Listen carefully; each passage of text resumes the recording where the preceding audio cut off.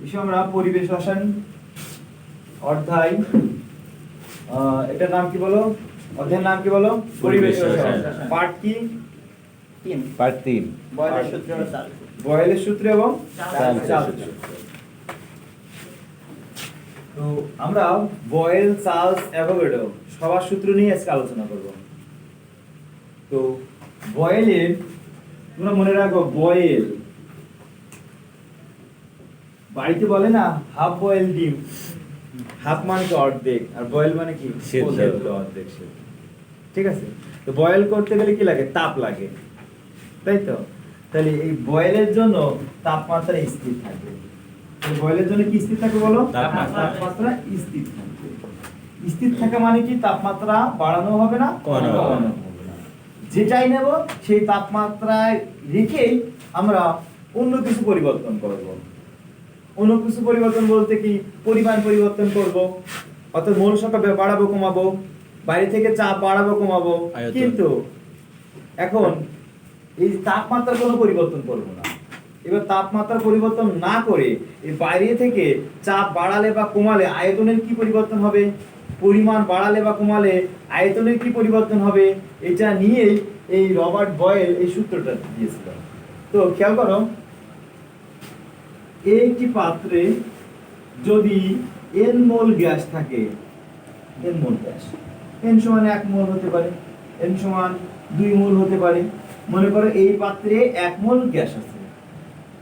তো এই পাত্রের উপর বাইরে থেকে যদি চাপ প্রয়োগ করি, অর্থাৎ এভাবে চাপ প্রয়োগ করি, তাহলে পাত্রের আয়তন বাড়বে না কমবে? কমবে। কমবে। তাহলে এখন পাত্রের আয়তন চাপের কি বলো? ব্যস্তানুপাতিক। ব্যস্তানুপাতিক। বাইরে থেকে চাপ দিলে আয়তন কমে। আয়তন কমে। এবার লক্ষ্য করো, এখানে মনে করলাম 1 অ্যাটমসফিয়ার চাপ দিলাম, বাইরে থেকে কতটুকু চাপ দিলাম? 1 অ্যাটমসফিয়ার। এই অবস্থায় তাপমাত্রা T সমান ধরে নিলাম 273 কেলভিন। তো মনে করো এই অবস্থায় তাপমাত্রা ছিল 273 কেলভিন, অথবা তুমি 298 কেলভিন মনে করতে পারো। স্বাভাবিক এই রুমের টেম্পারেচার মনে করো 25 ডিগ্রি সেলসিয়াস স্বাভাবিক তাপমাত্রা। তো 25 ডিগ্রি সেলসিয়াস মানে 298 কেলভিন। এখন এই অবস্থায় তাপমাত্রা ছিল 298 কেলভিন। এর মধ্যে 1 মোল গ্যাসের অণু ছিল এবং বাইরে থেকে 1 অ্যাটমসফিয়ার চাপ প্রদান করবে। তাহলে এর আয়তন বাড়বে না কমবে? বাইরে থেকে চাপ প্রদান করলে আয়তন অবশ্যই কমবে, আয়তনটা কমবে। কমে যাবে। এখন এই তাপমাত্রা যদি স্থির না থেকে যদি পরিবর্তন করে 298 জায়গায় 300 কেলভিন রাখি, তাহলে তাপমাত্রা কি করলাম? আগে ছিল 298, এখন কত? 300 কেলভিন। এখন এই সেম পরিমাণই আছে, অর্থাৎ 1 মোলই আছে, 1 অ্যাটমসফিয়ার চাপই আছে, মানে বাইরে থেকে 1 অ্যাটমসফিয়ার চাপই দিবা, কিন্তু তাপমাত্রা কি করেছি? 300 করেছি। তাহলে এখন এই যখন 298 ছিল তখন 1 অ্যাটমসফিয়ার চাপ দেওয়ার ফলে যতটুকু আয়তন কমে যায়, এখন তত কমবে না। এখন কি তত কমবে? না। এখন তত কমবে না। কেন? যেহেতু তাপমাত্রা বৃদ্ধি করা আছে, আয়তনও বৃদ্ধি পাইছে। অণুগুলো দূরে সরে আছে, আয়তনও বৃদ্ধি পেয়েছে, যার কারণে এই সেম পরিমাণ চাপ দিলে আর ওই আগের ওই পরিমাণ কমবে না। সে কারণে আমরা কি করব? তাপমাত্রাকে স্থির রাখবো। তো স্থির তাপমাত্রায় 1 অ্যাটমসফিয়ার চাপ বাইরে থেকে দিলে গ্যাসের আয়তনের হ্রাস ঘটে। এবার এই মোল সংখ্যা যদি পরিবর্তন করিনি, তাহলে মোল সংখ্যা যদি পরিবর্তন করি এবং বাইরে থেকে চাপ দিই, তাহলেও কি সেম পরিমাণ কমবে? না। না, কারণ মোল সংখ্যা পরিবর্তন মানে পদার্থের পরিমাণ পরিবর্তন। তাহলে নির্দিষ্ট তাপমাত্রা এবং নির্দিষ্ট ভরের কোনো গ্যাসের উপর বাইরে থেকে চাপ প্রদান করলে সেই চাপের সাথে আয়তনের কেমন ভাবে পরিবর্তিত হয়? ব্যস্ত অনুপাতে পরিবর্তিত হয়। অর্থাৎ চাপ বাড়ালে আয়তন কমে। তাহলে এখন এই ঘটনা কখন ঘটবে? যখন তাপমাত্রা T স্থির ও মোল n স্থির। বুঝলি? অর্থাৎ পরিমাণ এবং তাপমাত্রা যদি ফিক্সড করে দাও, তাহলে গ্যাসের ওই গ্যাসের পাত্রের উপর চাপ বাড়ালে এর আয়তনটা কি হবে বলো, কমে যাবে। এই গেল বয়েলের সূত্র। এবার খেয়াল করবা চার্লসের সূত্র। একটি পাত্রে n মোল গ্যাস আছে, এই n মোল গ্যাস থাকার কারণে এখানে একটি চাপের সৃষ্টি হয়েছে, নিজস্ব চাপ। তাহলে চাপ এবং মোল সংখ্যা যদি স্থির থাকে, এবার বাইরে থেকে তাপমাত্রা প্রদান করলে এর আয়তন বাড়বে না বৃদ্ধি কমবে? পাবে। বৃদ্ধি পাবে। তাহলে গ্যাসের আয়তন তাপ is প্রদান proportional করলে, to T. অর্থাৎ তাপ প্রদান করলে গ্যাসের আয়তন কি হয় বলো, বৃদ্ধি পায়। বৃদ্ধি পায়। এই ঘটনা কখন ঘটবে, যখন চাপ স্থির। যখন এবার তাপমাত্রা তো এখানে নিয়ে এসো, তাহলে চাপ টি ও মোল এন স্থির। অর্থাৎ চাপ এবং মোল সংখ্যা যদি স্থির থাকে, তাহলে তাপমাত্রা প্রদান করলে এর আয়তন কি হবে বলো, সমানুপাতিক হারে বৃদ্ধি পাবে। পাবে। এবার অ্যাভোগাড্রোর সূত্র। অ্যাভোগাড্রোর সূত্র আছে ভি সমানুপাতিক এন। মূল সংখ্যা বাড়ালে আয়তন বেড়ে যাবে। যদি তাপমাত্রা এবং চাপটাকে স্থির রাখো এবং সেক্ষেত্রে যদি মোল সংখ্যা বৃদ্ধি করো, তাহলে পরিমাণ বেড়ে যাবে। আয়তন। পরিমাণ বেড়ে যাওয়া মানে কি, আয়তন। আয়তন বেড়ে যাবে। যখন তাপমাত্রা টি ও চাপ টি স্থির,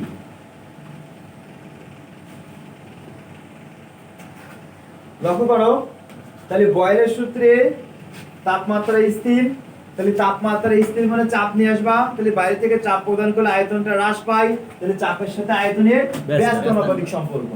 এবার চার্লসের সূত্র, চার্লস লিখতে গেলে আগে চ লাগে, তাই চাপ স্থির মনে রাখার সুবিধার্থে তাহলে চার্লসের থাকবে চাপ স্থির। তাহলে চাপকে যদি স্থির রাখো, তাহলে বাইরে থেকে তাপ প্রদান করলে গ্যাসের অণুগুলো দূরে সরে যাবে এবং আয়তনটা বেড়ে যাবে।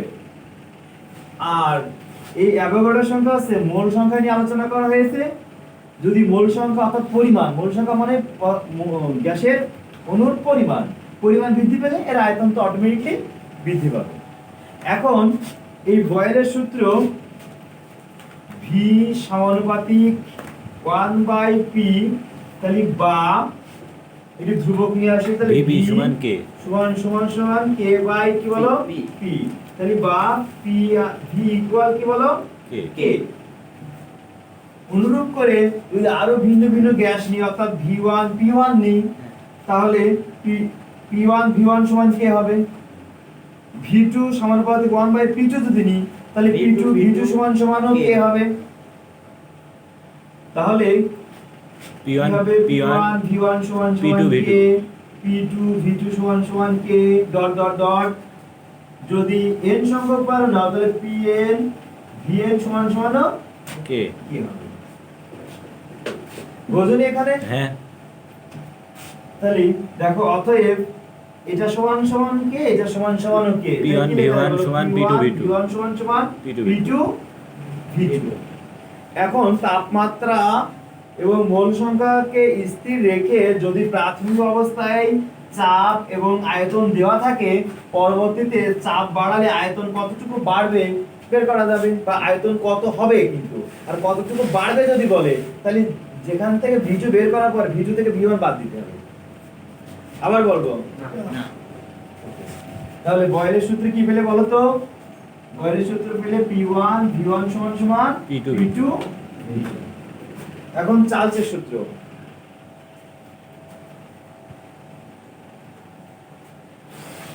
চার্লসের সূত্র কি আছে বলো, v সমানুপাতিক t। তাহলে বা v সমান k ইনটু T। t। তাহলে বা v বাই t সমান কি হবে বলো, k। তো অনুরূপ করে তাহলে v1 বাই t1 সমান কি লেখা V2 বাই যায়, T2 v2 বাই t2 সমান k লেখা যায়, এবং vn বাই TN। tn সমান k লেখা যায়। তাহলে অতএব v1 বাই t1 সমান v2 বাই t2। এটা কার সূত্র বলো, চার্লসের সূত্র। চার্লসের সূত্র। চার্লসের সূত্র হবে v V1 by T1 সমান সমান V2 by V2 T2 by T2 T2।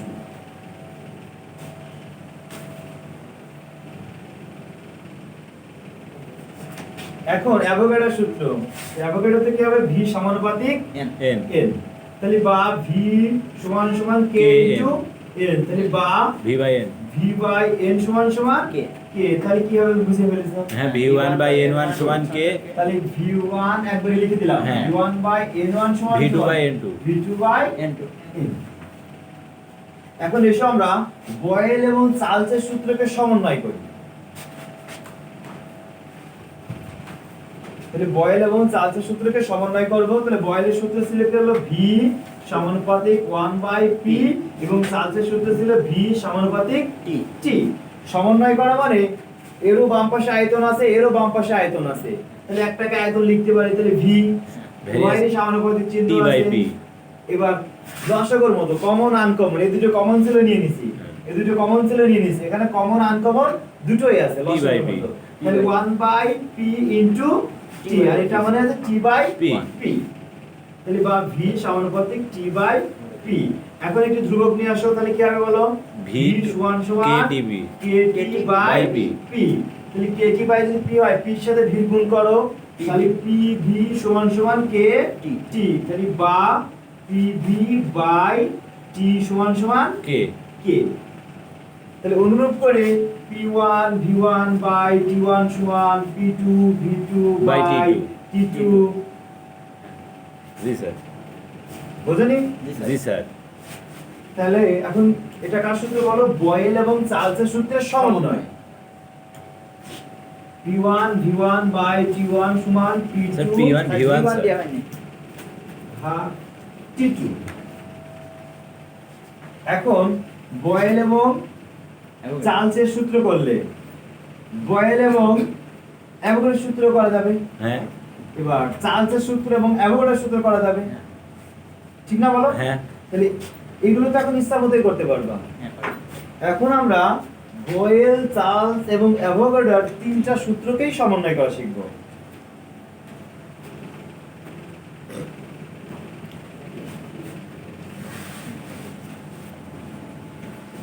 তাহলে সমন্বয় করলে কি হবে বলো? সবার বামেই তো V V আছে, V various 1 by T by into Pn, P T by into N, Pn। তার মানে N T ভাগ কি বলো? P, হ্যাঁ T by P তাহলে বা V। ঠিক আছে এবার সমানুপাতিক উঠানোর জন্য বারবার কে K, আনছিলাম, K। এবার আর কে আনবো না, এরা তিনজন মিলে করেছে আর এরাই সবচেয়ে বেশি কাজ করেছে, যার কারণে এরা সবাই আর নিয়ে আসবো মিলে একটি গ্যাস ধ্রুবক, মোলার গ্যাস ধ্রুবক R। আর নিয়ে আসবো। তাহলে সমানুপাতিক কোথায় কি লিখবো হলো? R NT by P P। PV সমান আর R। গুণ করি, তাহলে PV সমান NR NRT। এটাকে আমরা আদর্শ গ্যাসের সমীকরণ বলি। এটা বের করা PV সমান সমান NRT। এখানে P চাপ, V হচ্ছে আয়তন, N হচ্ছে মোল সংখ্যা, R হচ্ছে মোলার গ্যাস ধ্রুবক আর T হচ্ছে তাপমাত্রা তাপমাত্রা। এখন এই মোলার গ্যাস ধ্রুবক R এর মাত্রা নির্ণয় করা শিখতে হবে এবং R এর SI একক, লিটার অ্যাটমসফিয়ার একক এবং সিজিএস এককে মান বের করা শিখতে হবে।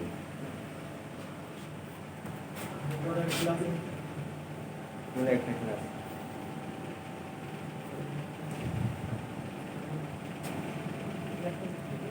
বুঝতে কষ্ট হচ্ছে? না, স্যার। সহজ আছে একটা ঠিক আরেকটা আছে।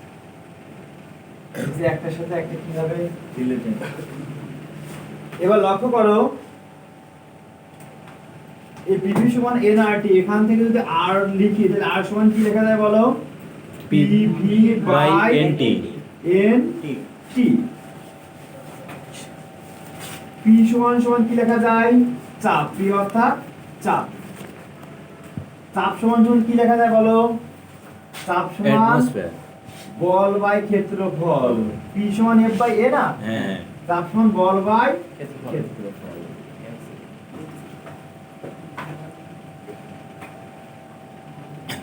বল বাই ক্ষেত্রফল মানে কি বলতো? মিটার দৈর্ঘ্য স্কয়ার। ইনটু প্রস্থ, দৈর্ঘ্য ইনটু প্রস্থ। আর যদি এটা ঘনক আকৃতির মতো হয় তাহলে দৈর্ঘ্য যতটুকু প্রস্থ ততটুকু, অর্থাৎ দৈর্ঘ্য ইনটু প্রস্থ, আর প্রস্থ যদি দৈর্ঘ্যের সমান হয় তাহলে দৈর্ঘ্য ইনটু দৈর্ঘ্য, তার মানে দৈর্ঘ্যকে স্কয়ার লেখা যায়। বুঝলি? জি স্যার। বুঝছো? তো এটা সমান কি লিখবো বলো? দৈর্ঘ্য তারপরে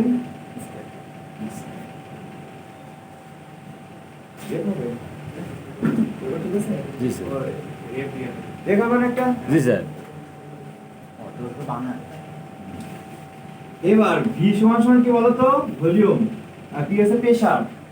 ভলিউম মানে কি? আয়তন। আয়তন। তো আয়তন মানে দৈর্ঘ্য ইনটু প্রস্থ ইনটু উচ্চতা। তাহলে দৈর্ঘ্য যতটুকু প্রস্থ ততটুকু উচ্চতা দৈর্ঘ্য ততটুকু কিউব। হয়, তাহলে দৈর্ঘ্য কিউব লেখা যায়। দৈর্ঘ্য তারপরে কিউব। এখন এন, এন কি বলো? মোল সংখ্যা বা মোল। টি, তাপমাত্রা। কি আছে? তাপমাত্রা। কেলভিনে করবে। তাপমাত্রা দেখো কেলভিন হতে পারে, ডিগ্রি সেলসিয়াস হতে পারে, ফারেনহাইট হতে পারে, তাই না?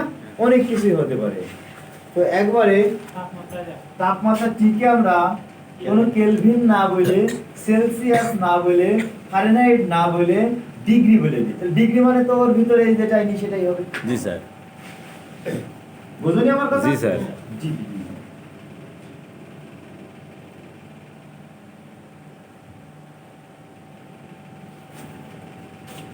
এখন মানগুলো বসাই। তাহলে চাপ সমান বল বাই দৈর্ঘ্য, তারপরে স্কয়ার ইনটু ভি হচ্ছে দৈর্ঘ্য কিউ।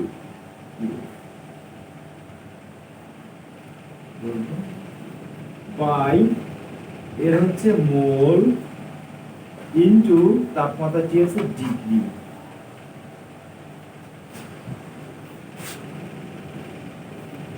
তাহলে স্যার বল গুণ দৈর্ঘ্য থেকে গেল উপরে। এইটা দিয়ে যেটা একটা কেটে দাও, তাহলে বল- উপরে থাকা আছে বল গুণ দৈর্ঘ্য। বল ইনটু দৈর্ঘ্য ভাগ মোল ইনটু ডিগ্রি। এখন বল ইনটু দৈর্ঘ্য তার মানে এফ ইনটু এস। জি স্যার। তাহলে কাজ ডাব্লিউ সমান সমান এফ এস না? জি স্যার। তো এটা মানে কি কাজ না? হ্যাঁ। তাহলে বল ইনটু দৈর্ঘ্য মানে জুল। কাজ, কাজ। আর উপরে যদি উঠাই রাখো তাহলে কাজ ডিগ্রি পার, ডিগ্রি পার, বুঝো না? জি স্যার। আর কি হবে বলো? মোল পার। মোল পার। তাহলে কাজ ডিগ্রি পার, মোল পার। মোল পার। এটা হচ্ছে এই আর এর মাত্রা। মোলার গ্যাস দেবো, আর এর মাত্রা হবে কাজ ডিগ্রি পার মোল পার। এখন এসো আমরা এই মোলার গ্যাস দ্রবক আর এর বিভিন্ন এককে মান নির্ণয় করা শিখি।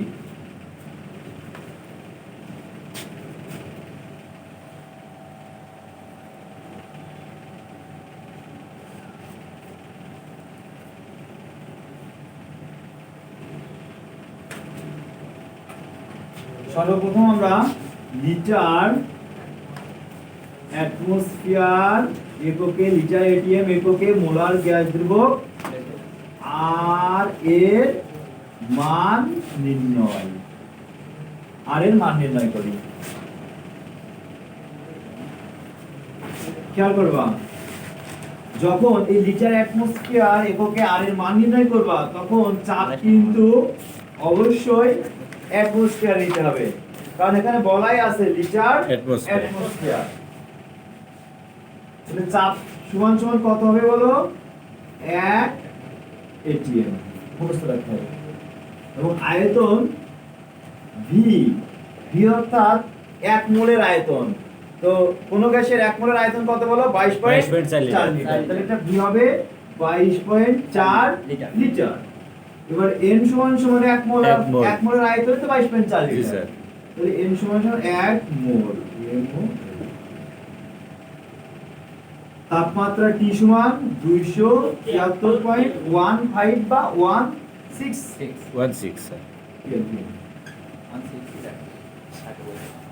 এবার এই মানগুলো বসাও, তাহলে 1 atm into 22.4 litre by 1 mole into 273.16 kelvin. একটু হিসাব করে বলো কত হয়। একটা নির্ধারিত মানের মধ্যে হবে 0.0821। জি স্যার। উপরে দেখো লিটার আছে এবং এটিএম আছে, তো লিটার অ্যাটমোস্ফিয়ার উপরে উঠাই দিলে কি কেলভিন পার মোল পার। লিটার অ্যাটমোস্ফিয়ার কেলভিন পার মোল পার। এই মানটা কিন্তু মুখস্থ রাখতে হবে, কারণ গণিত করার সময় লাগবে এটা মানটা। বারবার তো এগুলো করার টাইম পাবে না, তো এই জন্য মানটাকে তোমার কি করতে হবে, মুখস্থ করতে হবে all time. 0.0821 litre atmosphere kelvin per মোল।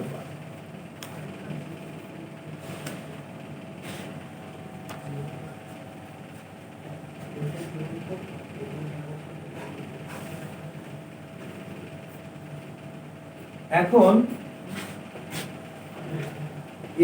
SI এককে মোলার গ্যাস দ্রব্য R এর মান নির্ণয়।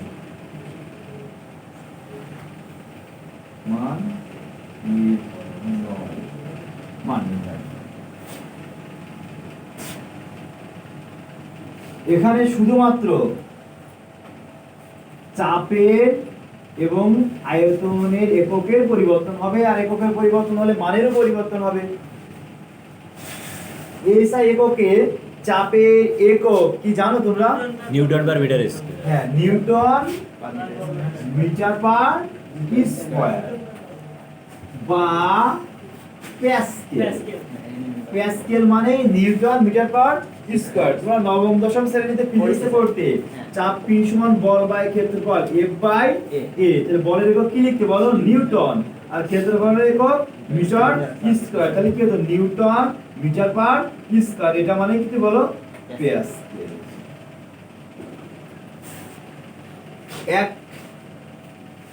এক মিটার স্কয়ার ক্ষেত্রফল বিশিষ্ট কোন জায়গার উপর লম্বভাবে যদি 1 নিউটন বল প্রযুক্ত হয়, তাহলে ওই স্থানে যে চাপের সৃষ্টি হয় সেটা হচ্ছে 1 প্যাসকেল। তারপর যে 1 প্যাসকেল সেই 1 নিউটন মিটার পার স্কয়ার। এখন এই চাপের একক পরিবর্তন হবে কিসে বলো? Newton metre per square. এখন এই 1 প্যাসকেল সমান কত নিউটন মিটার পার স্কয়ার সেটা না জানতে পারলে কিন্তু এটা নির্ণয় করা সম্ভব হবে না। আর আয়তন 22.4 লিটারকে মিটার কিউবে পরিবর্তন করতে হবে। কেন? এই এসআই পদ্ধতিতে আয়তনের একক কি বলো? Metre cube. এখন এই চাপ আমরা নবম দশম শ্রেণীতে যে একটা টরিসিলির পরীক্ষা করেছিলাম বায়ুর চাপ নির্ণয়ের জন্য, সেই টরিসিলির পরীক্ষা থেকে পুরো চাপ সম্পর্কে এখানে ধারণা পাওয়া যাবে। এসো আমরা তাহলে টরিসিলির পরীক্ষাটা একটু বোঝার চেষ্টা করি। বিজ্ঞানী টরিসিলি 100 সেন্টিমিটার লম্বা,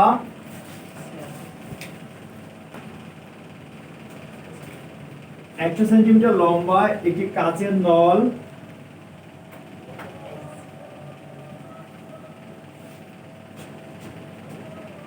একটি পারদপূর্ণ বাটি,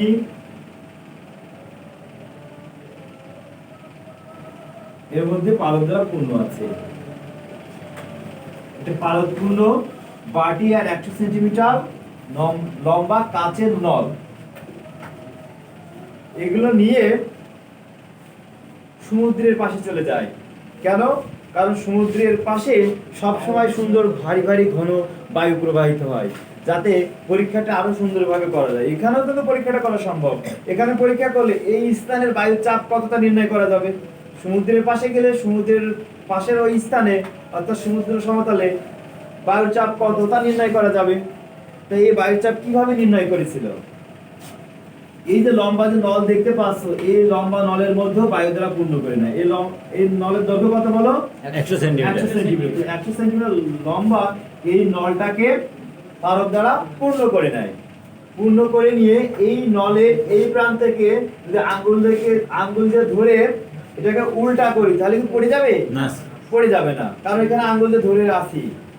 এবার এই নলটা আস্তে আস্তে নিয়ে এই পাত্রের মধ্যে দিয়ে এর তলদেশে আলতো করে ধরে রাখি এবং পর্যবেক্ষণ করি। তাহলে বিষয়টা দেখে, এই নলটাকে এখন আমরা এভাবে বসিয়েছি এবং এখানে আলতো করে ধরে আছে, এবং নলের মধ্যে কি ছিল বলো? পারদ ছিল। খুব চাপ দিয়ে নয়, কিন্তু আলতো করে ধরে আছে। এখন লক্ষ্য করলে দেখা যায় আস্তে আস্তে এখানে পারদের লেয়ার নেমে চলে আসছে, ফাঁকা হয়ে যাচ্ছে। এখানে ফাঁকা হয়ে যাচ্ছে, এটার কারণ কি? যে নিশ্চয় এই মুখ দিয়ে তুমি তো খুব জোরে চাপ দিয়ে পাত্রের তলদেশের সাথে লাগিয়ে রাখোনি, আলতো করে রেখেছো, যার কারণে এই যে এই পাত্রের তলদেশের এই যে হালকা যে ফাঁকা জায়গা আছে, হালকা ভাবে তো তুমি ধরে আছো, এই পথ দিয়ে পারদগুলো বেরিয়ে যাচ্ছে। না বুঝি কথা বলছো? বুঝেছি স্যার। মানে এই পারদের যে উচ্চতার কারণে একটা চাপের সৃষ্টি হয়েছে, সেই চাপের কারণে এই পথ দিয়ে পারদটাকে বের হতে দেখছি, যার কারণে পারদের পরিমাণ কমে যাচ্ছে। আর পারদের পরিমাণ কমে যাওয়ার কারণে পারদের স্তরটাও আস্তে আস্তে নিচের দিকে নেমে যাচ্ছে। তো নামতে নামার পরে দেখা গেল আর নামে না। এখন প্রশ্ন হলো, যেহেতু এই পথ দিয়ে বের হয়ে যাচ্ছে, যার কারণে নেমে যাচ্ছে, নামতে এক সময় এই লেয়ার পর্যন্ত থাকার কথা ছিল। জি স্যার। কিন্তু তা না থেকে কিছু দূর থেকে আর নামছে না। আর এই জায়গায় যেহেতু কোনো তরল পদার্থ দ্বারা পূর্ণ ছিল পারদ দ্বারা, তেমন ওই জায়গাটা কোনো বায়ু ছিল না, কারণ ওই জায়গাটা পারদ দ্বারাই পূর্ণ ছিল। যখন নেমে চলে এসেছে, তাহলে এই ফাঁকা জায়গাটা বায়ু শূন্য হয়ে গেছে, তেমন এখানে কিন্তু বায়ু নেই। এই জায়গাকে ফাঁকা হয়েছিল বায়ু শূন্য স্থান। এখন প্রশ্ন হলো যে এই পর্যন্ত পারদ রয়েছে, তারপরে কেন নামে না তা খেয়াল করো। এই পাত্রের চারিদিক থেকেই তো একটা পাত্র যদি হয়, এই পাত্রের উপর থেকে বায়ু চাপ দেয়, আমাদের পিঠের উপর বায়ু চাপ দেয়, বায়ু তো সব দিক থেকেই চাপ দেয়। তাহলে এখানে ওই স্থানে বায়ু চাপ দেয়, আর এখানে পারদের উচ্চতার কারণে একটি চাপের সৃষ্টি হয়। তোমরা জানো চাপ P সমান H রো G। H হচ্ছে উচ্চতা, আর রো হচ্ছে ঘনত্ব, আর G হচ্ছে অভিকর্ষণ ত্বরণ। H এর উপর নির্ভর করে সব। এখন দেখো ডিপেন্ড করছে কার উপর? H এর উপর। কারণ ওই তরলের ঘনত্ব, তাই পারদের ঘনত্ব ফিক্সড, H ফিক্সড, কিন্তু H তো বাড়া কমা। হ্যাঁ, তাহলে H যখন বেশি থাকে, চাপ বেশি আছে, এই যখন কমে যাবে, চাপ কমে যাবে। এই উচ্চতার কারণে এই যখন এই পর্যন্ত ছিল, অর্থাৎ 100 সেন্টিমিটার পারদ ছিল, তখন যে চাপের সৃষ্টি হয়েছিল, সেই চাপের মান এখানে বায়ু যে এখানে যে চাপ দেয় তার থেকে বেশি ছিল, যার কারণে ওই চাপের কারণে অধিক চাপ থেকে নিম্ন চাপের দিকে ঠেলে পারদ বের হয়ে যাচ্ছিল। যখন ক্রমান্বয়ে পারদ বের হয়ে যাচ্ছিল, মানে এখানে চাপ বেশি, চাপ কমে যাচ্ছিল, উচ্চতাও কমে যাচ্ছে, চাপ দুটো সমান পারদ বেড়ে যাওয়ার কারণে উচ্চতা কমে যাচ্ছে। আর উচ্চতা কমতে যখন এখানে বায়ু যে চাপ দেয়, আর ওই উচ্চতা এখান থেকে এইটুকুর উচ্চতার কারণে যে চাপ সমান হয়, তখন কিন্তু আর নামতে পারে না। তাহলে দেখো এই স্থানে বায়ুর চাপই তো এইটুকুর উচ্চতা। জি স্যার, বুঝেছি। তাহলে দেখো এই স্থানে বায়ুর চাপই হচ্ছে এইটুকুর উচ্চতা। এবার এইটুক ফিতা দিয়ে মেপে দেখা গেল ওখানে উচ্চতা ছিল কত? 76 সেন্টিমিটার। তাহলে বুঝে নিল এখানে বায়ুর চাপ কতটুকু বলো? 76 সেন্টিমিটার। এই কারণে কিন্তু দেখো চাপের একক দৈর্ঘ্যের মতো হয়ে গেল, কারণ এটা দৈর্ঘ্যের সমানই এই স্থানে বায়ুর চাপ ছিল। আর যেহেতু এটা পারদ দিয়ে করে, তাই পাশে এইচ দিতে লেখা হয় যে পারদ দিয়ে করে। এখন আমরা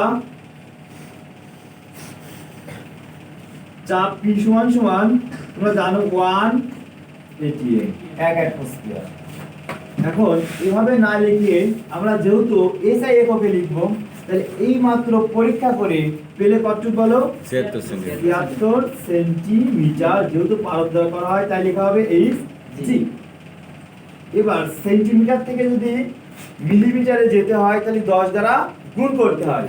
তাহলে 76 এর সাথে 10 দ্বারা গুণ করলে হবে 760 মিলিমিটার এইচ জি। এখন এই 760 মিলিমিটার এইচ জি মানে 101,325 কিলো প্যাসকেল। কিলো প্যাসকেল অর্থাৎ এই 760 কে যদি আমরা 7.5 দ্বারা ভাগ করি তাহলে পাওয়া যাবে 101.325 কিলো প্যাসকেল। কিলো হচ্ছে বড় একক, আর এখন কিলো প্যাসকেল থেকে প্যাসকেলে যাব। আর প্যাসকেলে না গেলে তো আমরা নিউটন মিটার স্কয়ার পাবো না। তাহলে 1,01,325। এবার এই কিলো প্যাসকেল কিন্তু প্যাসকেল করতে হয় তাহলে 1000 দ্বারা গুণ করতে হবে, কারণ কিলো আছে বড় একক আর প্যাসকেল হচ্ছে ছোট একক। তাহলে বড় একক থেকে ছোট একক যেতে হলে কি করতে হয়? গুণ করতে হয়। তাহলে 101.325 ইনটু 10 টু দি পাওয়ার 3 এখন কি হলো? প্যাসকেল। আর প্যাসকেল মানেই তো নিউটন মিটার পার স্কয়ার। আবার ইচ্ছা করে এই দশমিকটি উঠাই দিতে পারে, কারণ যখন 1000 দ্বারা গুণ করবা তো এই দশমিক 3টা এই পাশে চলে যাবে। তার মানে 101,325 প্যাসকেল। এটা মানে হচ্ছে 101,325 প্যাসকেল মানে কি বলো? Newton metre per square. আর এসব মানে হচ্ছে 1 এটিএম। এটিএম সবথেকে বড় একক। দেখো বড় এককের পাশের মানটা কিন্তু ছোট থাকে, তাহলে ছোট থেকে আস্তে আস্তে বড় এককে যাওয়ার চেষ্টা করেছি। তাহলে দেখো 76 সেন্টিমিটার মানে 760, আর 760 মিলিমিটার এসজি মানে 101.325 কিলো প্যাসকেল। আর কিলো প্যাসকেলকে প্যাসকেল করতে হলে 1000 দ্বারা গুণ করতে হয়। 1000 দ্বারা গুণ করলে হয়ে যাবে প্যাসকেল, আর প্যাসকেল মানে নিউটন মিটার পার স্কয়ার। তাহলে এখন এই চাপের মানটা হবে কোনটা বলো? এইটা 101,325 pascal 325 newton metre per square. Sir হচ্ছে যে 7.5 দ্বারা ভাগ করবো কয়টে? এর সাথে সম্পর্ক আছে না যে সেন্টিমিটারকে মিটারে সেন্টিমিটার থেকে মিলিমিটারে যেতে হলে 10 তুমি 10 দ্বারা ভাই গুণ করবা কেন? জি স্যার, ওইটাই হয়নি। বুঝেছো? জি স্যার। তাহলে এই কিলো প্যাসকেলের সাথে মিলিমিটারের সম্পর্ক আছে 7.55।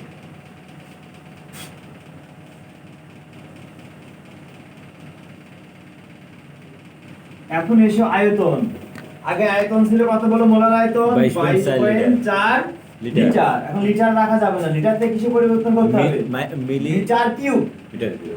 আয়তনের এসআই একক কি বলো? Metre cube. এখন এই লিটার এবং মিটার কিউবের মধ্যে সম্পর্ক অনেকেই ভুলে যাও। মনে রাখবা 1 মিটার দৈর্ঘ্য, 1 মিটার প্রস্থ এবং 1 মিটার উচ্চতা এমন একটি চৌবাচ্চাকে যদি পানি দ্বারা পূর্ণ করতে হয় তাহলে 1000 লিটার পানি লাগে।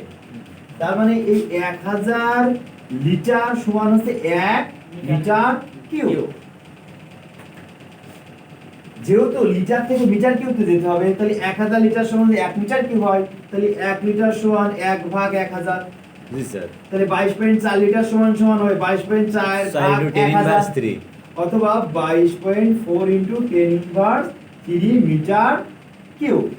তাহলে লিটার যেহেতু বড় একক, ছোট একক, আর ওর তুলনায় মিটার হচ্ছে বড় একক, আর বড় একক যেতে হলে ভাগ করতে হয়, আর ভাগ করা মানে গুণে লিখলে মাইনাস দিয়ে লিখতে হয়।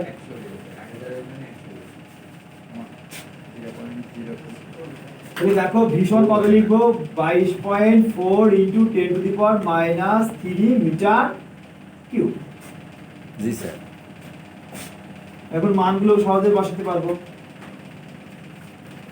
101,325 into 325 newton metre per square into 22.4 into 10 to the power minus 3 metre cube ভাগ এর কোনো পরিবর্তন নেই 1 মোল ইনটু তাপমাত্রা T হবে 273.16 কেলভিন।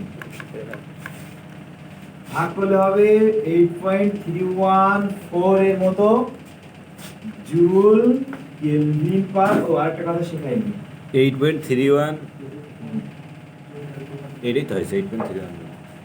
আচ্ছা দেখো, যখন নিউটন মিটার স্কয়ার আর মিটার কিউব গুণ করবা, তাহলে নিউটন মিটার স্কয়ার Minus। এখানে মিটার স্কয়ার ছিল আর এখানে কিউব ছিল, তাহলে এ নেমে হয়ে যাচ্ছে। তাহলে নিউটন আর মিটার থাকে না। জি স্যার। তাহলে নিউটন এবং মিটার, তাহলে বল ইনটু সরণ, যে কাজ কাজ, কাজের একক কি? জুল না? জি স্যার। একবারে লিখে দেবো? হ্যাঁ, বুঝবো না। তাহলে এইটুক মানে কি বলো? জুল। আর উল্টায় নিলে কেলভিন পার মোল পার। তো যখন এই আর এর মানে 8.31 নিয়ে গণিত করবা, তখন অবশ্যই তো চাপের একক এইটাই কনভার্ট করতে হবে, থাকতে হবে, আয়তন মিটার কিউব তো থাকতে হবে, অথবা এভাবে থাকলেও তো বুঝে নিবা যে আর এর মান কোনটা নিবা। জি স্যার। এখন কঠিন জানা কি ইজি আছে কঠিন? না, কঠিন বোঝা দিতে পারলে সহজ।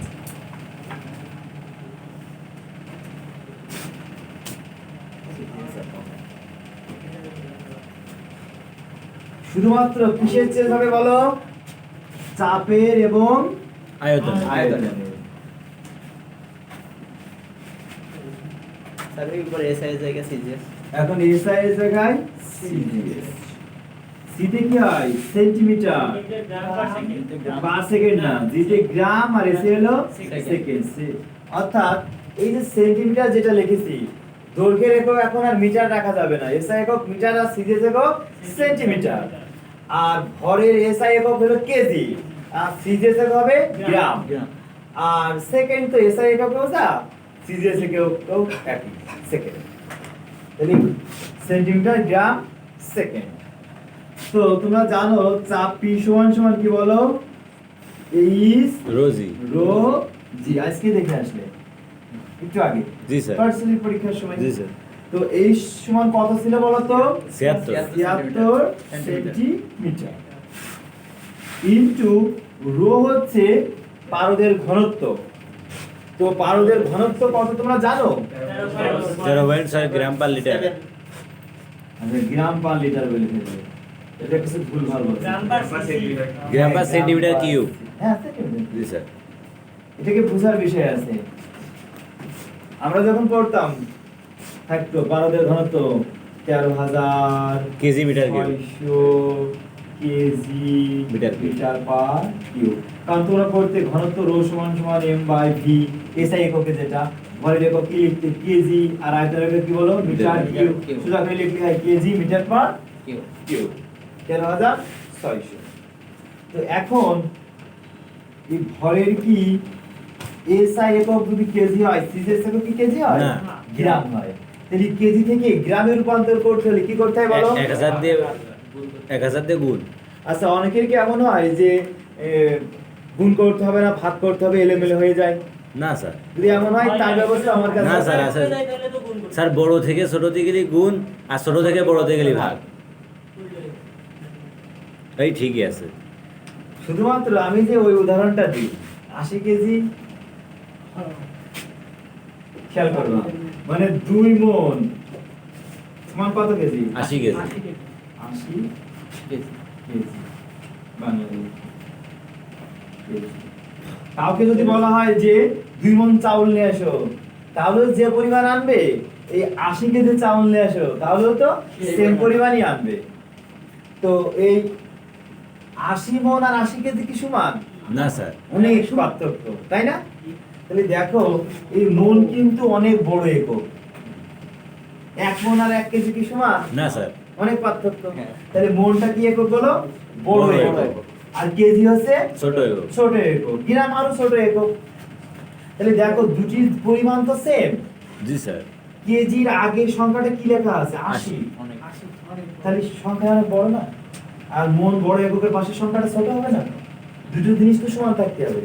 তাহলে বড় এককের পাশের মানটা, সংখ্যার মানটা সবসময় ছোট। ছোট থাকে, আর ছোট এককের সংখ্যার মানটা বড়। বড় থাকে। তাহলে যদি আমার বড় থেকে ছোট এককে যেতে হয়, আর ছোট এককের মানটা যেহেতু বড় থাকে, তাহলে গুণ করতে হবে। হুম। গুণ করলে মানটা বেশি হয়ে যায়। আর ছোট থেকে কি করলাম? বড় থেকে ছোটতে যেতে হলে গুণ করতে হবে। হুম। আর ছোট থেকে বড়তে আসতে হলে ভাগ। ভাগ করতে হবে, কারণ ভাগ করলে মানটা ছোট হয়ে যায়। তাহলে এখন কেজি এবং গ্রামের মধ্যে বড় কে আর ছোট কে? কেজি আছে বড় আর গ্রাম আছে ছোট। ছোট। তো ছোট থেকে তাহলে মানটা বড় করতে হবে, তাহলে গুণ করতে হবে। গুণ করতে হবে। তাহলে এর মধ্যে হাজার খানিক সম্পর্ক নাকি? 1000, তাহলে 13,600 ইনটু 1000 দ্বারা গুণ করলে এখন কেজি থাকবে, গ্রাম গ্রাম। হয়ে যাবে। আর এবার কি বলো মিটার কিউব, তাই তো? এখন এই মিটার কিউব থেকে রূপান্তর করতে হবে আমার সেন্টিমিটার কিউব। তো মিটার কিউব থেকে সেন্টিমিটার কিউব। তো এই মিটারের সাথে সেন্টিমিটারের 100 সম্পর্ক, 100 কিউব ভাগ করতে হবে। তাই তো? এখন মিটার কিউব যেহেতু, লক্ষ্য করো 100 কিউব। মিটার কিউব হলো পার কিউব না কিন্তু বলছি, বুঝানোর সুবিধার্থে শুধু মিটার কিউব বলছি। লক্ষ্য করো মিটার কিউব বলে দিলাম।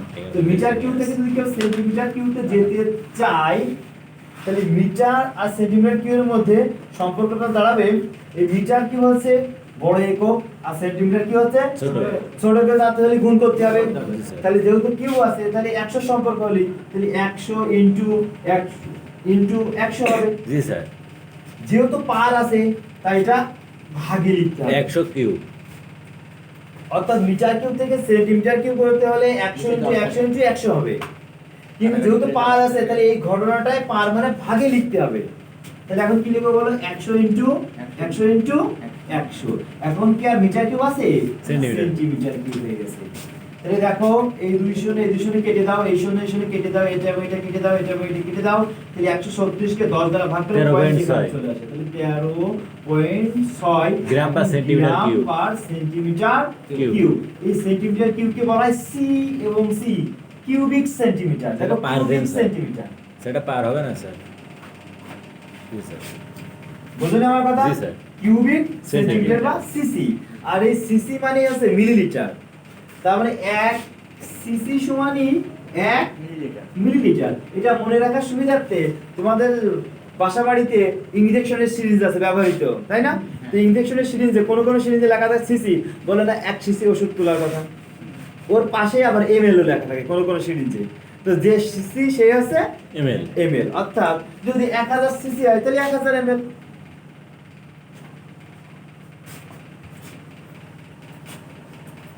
তাহলে এখন এই পারদের ঘনত্ব কত লিখবো বলো? 13.6 gram per centimetre cube. 6 gram centimetre per cube.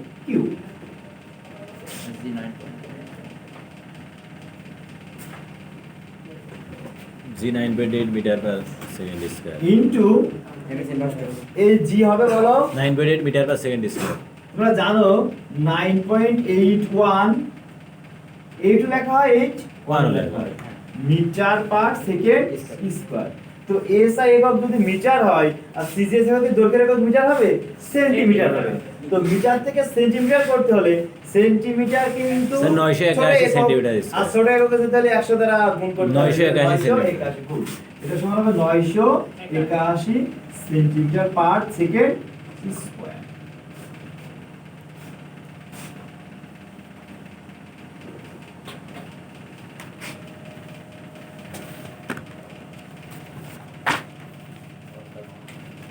ওকে, জি স্যার। এবার আরেকটি বিষয় শেখাতে হবে, খেয়াল করবা। বল মানে ফোর্স, বলের এসআই একক কি জানো? নিউটন। নিউটন। কিন্তু বলের সিজিএস একক কি জানো? ডাইন। ডাইন। গুড, ডাইন। তাহলে এখন এফ সমান সমান তোমরা কি জানো? এমএল। ভরের একক যখন কেজি এবং ত্বরণের একক যখন মিটার পার সেকেন্ড স্কয়ার, এটা মানে হচ্ছে নিউটন। নিউটন। ঠিক না বলো? জি স্যার। তাহলে 1 কেজি ভরের কোনো বস্তুর উপর 1 মিটার পার সেকেন্ড স্কয়ার ত্বরণ সৃষ্টি করতে যে বল লাগে তা হচ্ছে 1 নিউটন। নিউটন। এখন যদি এই ভরের একক কেজি না হয়ে গ্রাম হয় আর মিটার পার সেকেন্ড স্কয়ার না হয়ে সেন্টিমিটার তাহলে 10 to পার the power 5 দিয়ে সেকেন্ড গুণ। স্কয়ার হয়, লক্ষ্য করো মিটার না হয় যদি সেন্টিমিটার পার সেকেন্ড স্কয়ার হয়, তাহলে এখন আর বলের 1 একক গুণ 10 নিউটন to the হয়ে power 5 ডাইন হয়ে যাবে, ডিওয়াই এন। তাহলে দেখো এখানে এই মানগুলো গুণ করো, গুণ করার পরে আমরা গ্রাম সেন্টিমিটার পার সেকেন্ড স্কয়ার রাখতে চাই, তাহলে গ্রাম মানে এই যে গ্রাম, জি স্যার। এইটুক নাও সেন্টিমিটার পার সেকেন্ড সেন্টিমিটার আর স্কয়ার, কিউব কেটে গেল, সেন্টিমিটার স্কয়ারে থাকে। তাহলে gram into centimetre per second square যদি আমরা এক জায়গায় লিখি gram into centimetre second square, তাহলে এটা গুণ করলে ডাইন হবে না বলো? জি স্যার। এই কাটি না এটা সমান সমান কি বলো ডিওয়াই আরে ওইটা আগে কর। এর ডাইন, তাহলে দেখো গ্রাম সেন্টিমিটার সেকেন্ড স্কয়ার না ডাইন, আর থাকলে কি বলো centimetre into centimetre per cube, তাহলে এই দুটো গুণ করলে কি হবে বলো তো? Centimetre inverse 2। ইনভার্স 2, আর পুরো মানটা গুণ করে কত হয় আমাকে জানাও। স্যার 10 লক্ষ কত জানো? কাটি হ্যাঁ, না ডিজিট করে বলো 1, 10,13,961.6। ডিজিট করে বলো 101 101 396 101 396 1.6 1.6 9 সেন্টিমিটার পার সেকেন্ড স্কয়ার।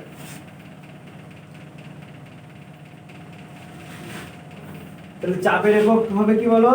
একক মান হবে বসাই 101 396 1.6 9 সেন্টিমিটার পার সেকেন্ড স্কয়ার।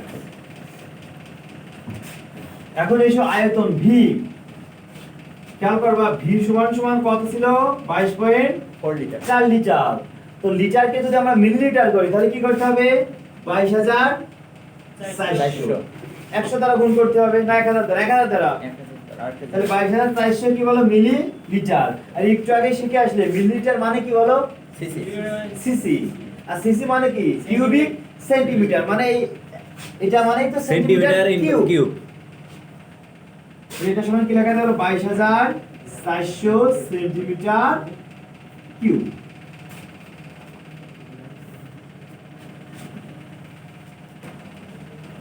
তাহলে এখন মানগুলো বসাতে হবে।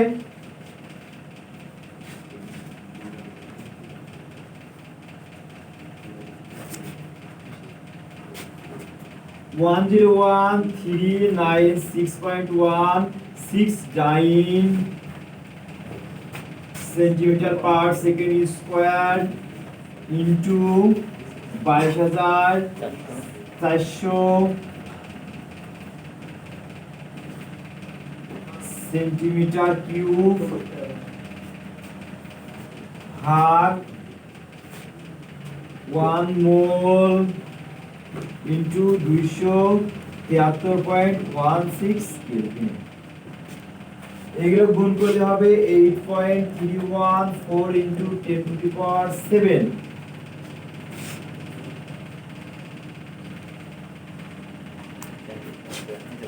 করে দেখো এগুলোটা তো অন্য কিছু লিখতে হবে। আচ্ছা লাভ জি স্যার, করো হয়েছে। উপর এগুলো গুণ করি আমরা, তাহলে ডাইন ইন্টু সেন্টিমিটার। সেন্টিমিটার। তাহলে আগে যখন বল ইনটু মিটার লিখছিলে তখন কি কাজ লিখছিলে না বলো? জি স্যার। আবার বলবো না। তাহলে এখন বলের জায়গায় তো ডাইন আছে, হ্যাঁ। আর মিটারের জায়গায় সেন্টিমিটার আছে, তাহলে ডাইন ইনটু সেন্টিমিটার মানেও তো কাজ। জি স্যার। তাহলে কাজের জুল। সিজিএস একক এটা আর কারণ এখন ডাইন আর সেন্টিমিটার আছে না? জি স্যার। আগে ছিল নিউটন এবং মিটার, আর এখন তারই স্থলে ডাইন এবং সেন্টিমিটার। তাহলে ডাইন ইনটু সেন্টিমিটার মানে কি বলো? আর কাজের সিজিএস একক আছে আর ই আর জি, তাহলে আর কেলভিন পার মোল পার।